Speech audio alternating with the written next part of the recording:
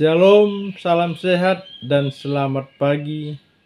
Untuk meneguhkan hati, jiwa, pikiran kita untuk beraktivitas hari ini, ada baiknya kita mendengar firman Tuhan terlebih dahulu.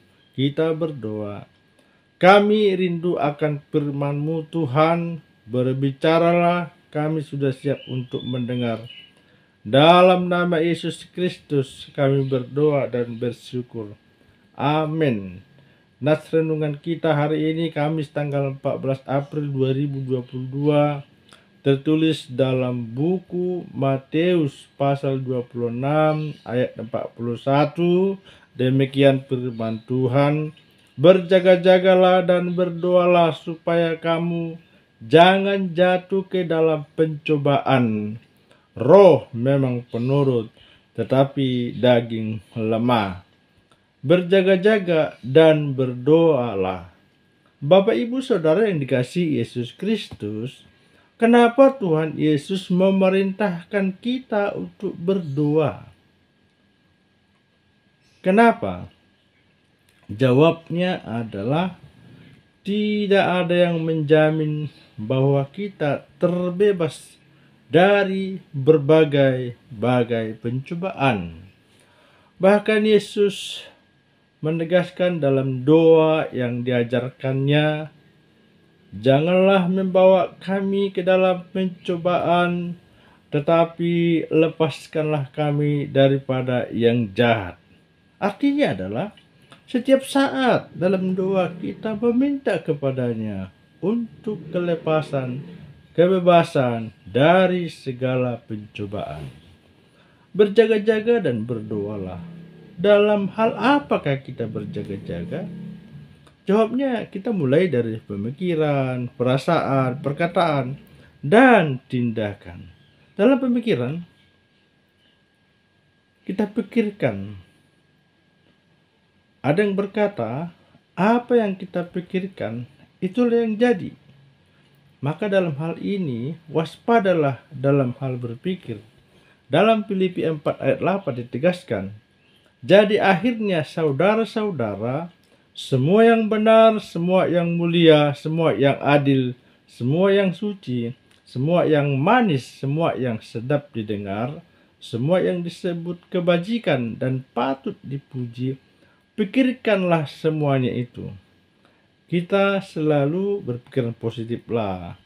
Apalagi menjalani kehidupan sekarang ini, luar biasa banyaknya informasi atau isu-isu.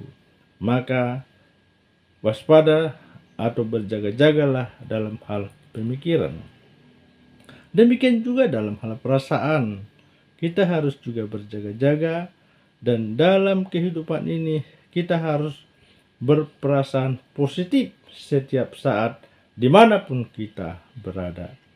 Berjaga-jaga dalam perkataan. Ada tertulis, karena menurut ucapanmu engkau akan dibenarkan, dan menurut ucapanmu pula engkau akan dihukum. Ditulis dalam Matius 12 ayat 37. Zaman sekarang, tidak sedikit orang terpenjara karena perkataannya, karena omongannya. Maka dalam hal ini berjaga-jagalah dalam berbicara. Setiap ada isu atau informasi yang baru, sebaiknya kita harus melakukan pengujian terlebih dahulu. Dari mana sumbernya? Layakkah dipercaya? Layakkah kita bahas? Layakkah kita katakan? Maka berjaga-jagalah untuk berkata-kata. Demikian juga dalam bertindak haruslah berjaga-jaga. Jadi supaya kita bisa berjaga-jaga dalam segala hal, kita harus memohon kepada Tuhan kita Yesus Kristus supaya selalu menyertai kita, membungkus kita dalam kasih-Nya, berdoa terus-menerus kepadanya. Kenapa harus berjaga-jaga dan berdoa? Karena roh adalah penurut, daging lemah. Kita sangat terbatas. dan kita tidak sanggup berbuat sesuai dengan dikehendaki Tuhan. Itulah sebabnya kita berdoa terus menerus dan memohon kepada Dia yang menebus kita, yaitu Yesus Kristus yang sudah mati di kayu salib karena dosa-dosa kita. Dan besok Jumat kita akan memperingatinya, dan hari Minggu kita juga akan bersukacita karena kita sudah dimenangkan oleh Yesus Kristus. Renungan: agar kita bisa berjaga-jaga dalam hidup, kita harus mengisi pikiran, hati kita dengan firman Tuhan. Ditegaskan dalam buku Yosua 1 ayat 8. Janganlah lupa memperkatakan firman Tuhan, dan pikir-pikirkanlah itu siang dan malam, supaya kita bisa menerapkan firman Tuhan dalam kehidupan kita sehari-hari. Pertanyaan: sudahkah semua tindakan kita seturut dengan firman Tuhan? Amin. Kita berdoa.